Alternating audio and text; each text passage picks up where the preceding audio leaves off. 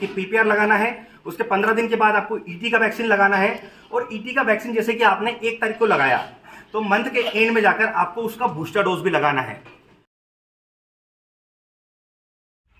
नमस्कार दोस्तों, स्वागत है आप सभी का हमारे अपने ओजस गोट फार्म मध्य प्रदेश में। आज की वीडियो में हम बात करेंगे ईटी वैक्सीन के बारे में। आज हम आपको हमारे फार्म के बकरे बकरियों को ईटी का जो टीका होता है वो लगाकर प्रैक्टिकली दिखाएंगे। जैसा कि हमने पिछले वीडियो में पीपीआर का वैक्सीन प्रैक्टिकली दिखाया था, उसी तरह आज हम ईटी का टीका लगाते हुए दिखाएंगे और संपूर्ण जानकारी देंगे कि ईटी का वैक्सीन लगाते समय किन किन सावधानियों का ध्यान रखना है और किस तरह से वैक्सीन को लगाना है। तो चलते हैं फार्म के अंदर।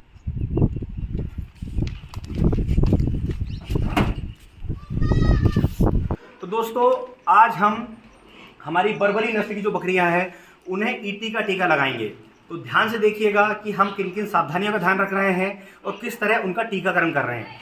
तो टीकाकरण करने से पहले आपको कुछ चीज़ों की ज़रूरत पड़ेगी, क्योंकि क्या होनी चाहिए मैं आपको बता देता हूँ।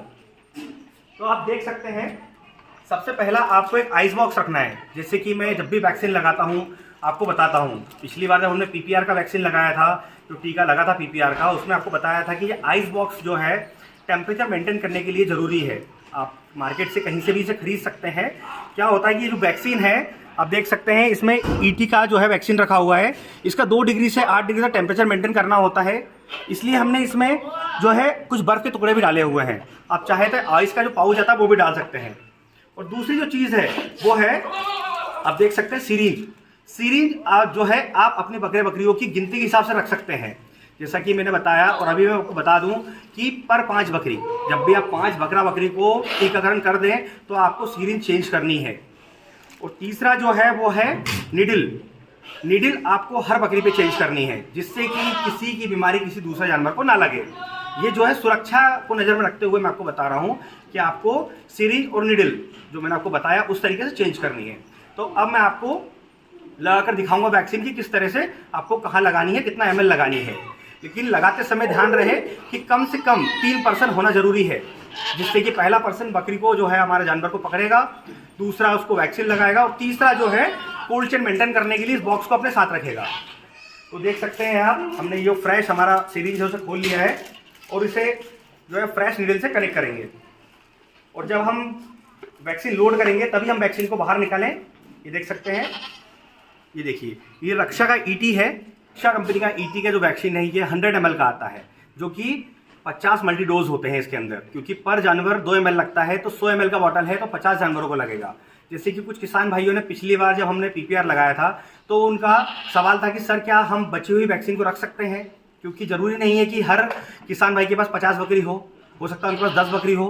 तो पीपीआर का वैक्सीन आप स्टोर करके नहीं रख सकते हैं, पर ये जो ईटी का वैक्सीन है आप इसे जब तक इसका एक्सपायरी ना हो जाए तब तक आप इसे 2 डिग्री से लेकर 8 डिग्री तक टेम्परेचर में स्टोर कर रख सकते हैं। जैसे कि आपको मैंने बताया कि 3 से 4 सप्ताह के बाद आपको इसका बूस्टर डोज लगाना है। तो आप एक 100 ml का जो बॉटल आता है वो मार्केट से आप लेकर आ जाएं कोल्ड चेन मेंटेन करने के साथ, और आप इसे लगाने के बाद 2 से 8 डिग्री टेम्परेचर में स्टोर कर लें, जिससे कि आप बूस्टर डोज में इसे इस्तेमाल कर लें। तो जितनी देर आपको लोड करने में लग रहा है वैक्सीन को, उतनी देर ही बाहर रखें।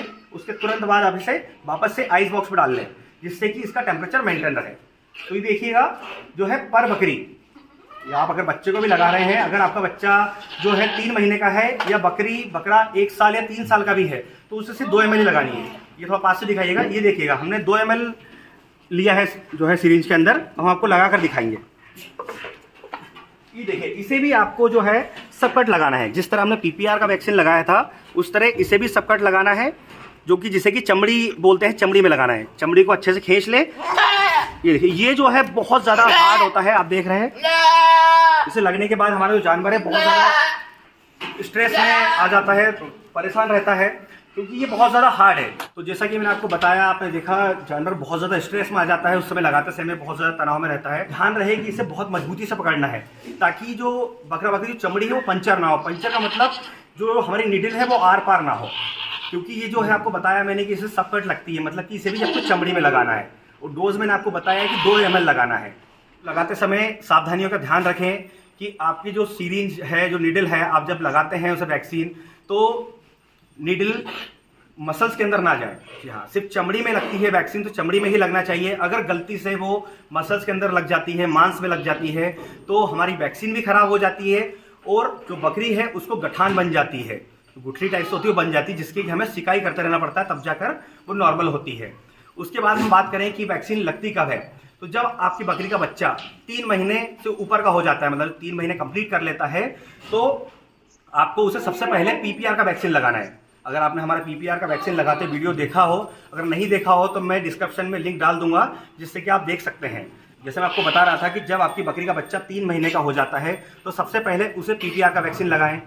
पीपीआर के वैक्सीन लगाने के बाद आप 15 दिन काउंट कर लें, वो 15 दिन के बाद 16वें दिन आप अपने उस बकरी के बच्चे को ईटी का वैक्सीन लगा सकते हैं। अब वो आपका बकरी का बच्चा हो या वो बड़ी बकरी हो, मैं आपको शेड्यूल बता रहा हूँ, आपको टाइम टेबल बता रहा हूँ कि इस तरह आपको लगानी है।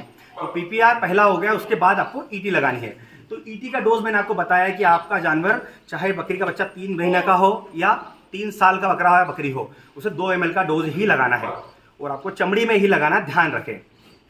उसके बाद अगर मैं बात करूं कि ये वैक्सीन क्यों लगाना होता है, तो क्या होता है कि इंटेरोटॉक्सीमिया के जो जीवाणु होते हैं वो हमारे बकरे बकरियों के आंतों में ऑलरेडी पाए जाते हैं। जी हाँ, इंटेरोटॉक्सीमिया जो है ईटी का फुल फॉर्म है। पर ये बीमारी होती कब है, ये हमारे बकरे बकरियों में एक प्रकोप, एक भयंकर जो रूप होता है वो कब लेती है। क्या होता है कि बकरा बकरी हमारा दूषित चारा या खराब दाना मिश्रण खा लें, या एकदम अचानक से हम उसका पूरा टोटल खान पान चेंज कर दें, तब क्या होता है कि जीवाणु होते हैं इंटेरोटॉक्सीमिया के, तो वो बहुत ज़्यादा वृद्धि करने लगते हैं, मतलब कि बहुत ज़्यादा मात्रा में बढ़ने लगते हैं, जिससे कि क्या होता है वो उनकी आंतों में, बकरे बकरियों की आंतों में जहर फैला देते हैं। उस जहर की वजह से जो होता है इंटेरोटॉक्सीमिया की जो बीमारी है बहुत भयंकर रूप ले लेती है।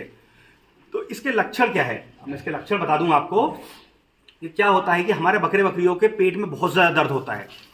जब उसको बहुत ज़्यादा दर्द होगा तो वो क्या होगा कि वो उठना बैठना करेगा जानवर।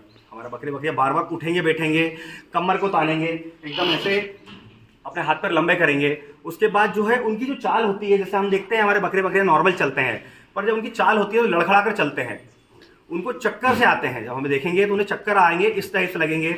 उसके बाद क्या होता है वो जमीन पे गिर जाएंगे और अपने हाथ पैरों को ऐसे ऐसे जोर जोर से पटकेंगे, जिससे कि हमें पता चल जाएगा कि उसे जो है ईटी की समस्या है। अगर चाहते हैं कि हमारे फार्म के अंदर ईटी जैसा कोई वायरस ना आए तो हमें जो है इंटेरोटॉक्सीमिया की जो वैक्सीन मैंने आपको बताई, इसको आपको लगाना है। जी हाँ, ध्यान रहे कि ये इसे जरूर लगाना है। और ये लगती कब है, जैसे कि आपको बताया मैंने कि 3 महीने को बच्चे को लगाना है, और उसको जब आप वैक्सीन लगाएंगे ईटी का, उसके 3 से 4 सप्ताह के बाद, जैसा कि आपको पहले बताया मैंने कि पीपीआर लगाना है, उसके 15 दिन के बाद आपको ईटी का वैक्सीन लगाना है। और ईटी का वैक्सीन जैसे कि आपने 1 तारीख को लगाया, महीने की 1 तारीख को आपने ईटी का वैक्सीन लगाया, तो मंथ के एंड में जाकर आपको उसका बूस्टर डोज भी लगाना है। अब बूस्टर डोज क्या होता है, कुछ किसान भाई पूछते हैं कि बूस्टर डोज क्या होता है। तो जिस वैक्सीन को हमने अभी लगाया उसे 3 से 4 सप्ताह के बाद रिपीट करना है। मतलब जो सेम वैक्सीन हमने अभी लगाया ईटी का रक्षा, उसी को आपको 3 से 4 सप्ताह के बाद लगाना है, जिससे कि बूस्टर डोज बोलते हैं। क्योंकि एक बार अगर हम वैक्सीन लगाएंगे तो उसका इम्यूनिटी उतना नहीं रहता है। जब हम बूस्टर डोज लगाएंगे तो हमारा जो ईटी का जो वैक्सीन का इम्यूनिटी है हमारे बकरे बकरियों में 6 महीने तक रहता है। तो 6 महीने की इसकी लिमिट होती है, 6 महीने तक ये बॉडी के अंदर रहता है। हमें 6 महीने के बाद फिर हमें ईटी का वैक्सीन रिपीट करना है।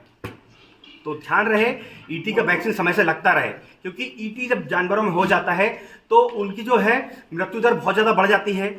आपका बकरा बकरी अब देख रहे हैं इस समय एकदम स्वस्थ बकरा बकरी है, ये कितना भी स्वस्थ हो वो 24 घंटे के अंदर उसकी मृत्यु हो जाती है। ये फिक्स है कि अगर बकरे बकरियों में ईटी की समस्या आ गई है, ईटी का वायरस आ चुका है, तो 24 घंटे में उसकी मृत्यु तय है। तो अगर आप चाहते हैं कि इस तरह की कोई समस्या ना हो तो ईटी का वैक्सीन समय से लगाएं। दोस्तों, अगर आप पहली बार हमारा वीडियो देख रहे हैं और हमारे चैनल पर पहली बार आए हैं तो हमारे चैनल को सब्सक्राइब करना ना भूलें, जिससे कि बकरी पालन से जुड़ी जानकारी समय से आपको मिलती रहे। तो मिलते हैं अगले वीडियो में एक नई जानकारी के साथ। धन्यवाद।